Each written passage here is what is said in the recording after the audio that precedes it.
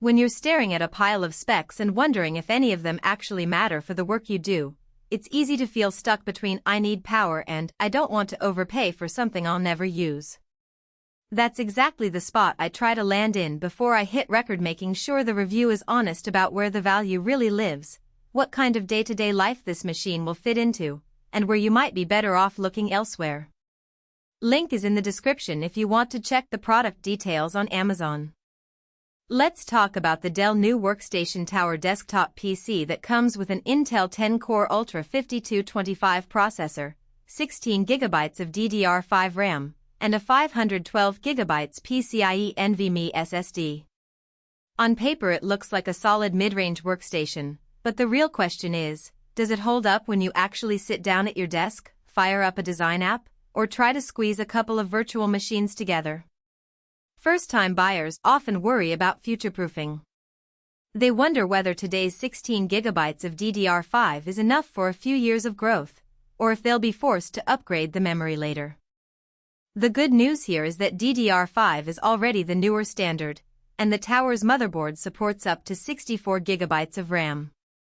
If your current workload revolves around Adobe Creative Cloud, Lightroom catalogs, or even modest 3D modeling, 16GB will feel comfortable for a while. However, if you're planning to run large, data-intensive simulations, train machine learning models, or keep several heavy VMs open at the same time, you'll quickly notice the RAM limit. In those cases, you'll need to add more modules later, which is doable but adds cost and a little downtime. The storage story is similar. A 512GB PCIe SSD is snappy boot times under 10 seconds, Adobe apps launch in a flash, and file transfers feel instant.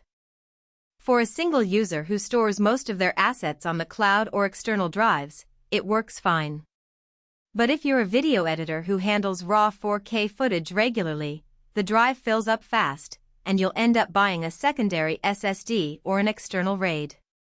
The Tower does have several M.2 slots, so expanding storage isn't a hassle, but it's worth budgeting for an extra drive if you think you'll need the space. Now, graphics. The integrated Intel UHD graphics are fine for 2D work, office tasks, and even light photo editing. I've tried a few game titles at low settings, titles like Valorant or Minecraft, and the experience is passable, though you'll never get high frame rates or the visual fidelity you'd expect from a dedicated GPU. If your primary use case is gaming, this isn't the machine you're looking for. The Tower does have a PCIe slot for a discrete GPU, so you can add a card later, but that upgrade will also require a beefier power supply and better cooling, which the base model doesn't include. For a true gaming PC, you'd be better off buying a pre-built gaming rig that already includes a GPU and a PSU sized for it. Connectivity is where Dell shines a bit. Wi-Fi 6 and Bluetooth 5.4 mean you're ready for fast wireless networking and easy peripheral pairing right out of the box. In my home office, the Wi-Fi 6 connection held steady even when I was streaming 4K video on one screen while rendering a Photoshop file on another. The array of ports, DisplayPort, HDMI 2.1, USB-C 3.2, 7 USB-A ports, and a headphone jack covers almost any cable scenario you might need. I found the USB-C particularly handy for a single cable dock that charges my laptop while extending displays, which saved me from buying a separate hub. One hidden trade-off is the Tower's size and cooling. The case is a fairly standard mid-tower, but the fans are modest.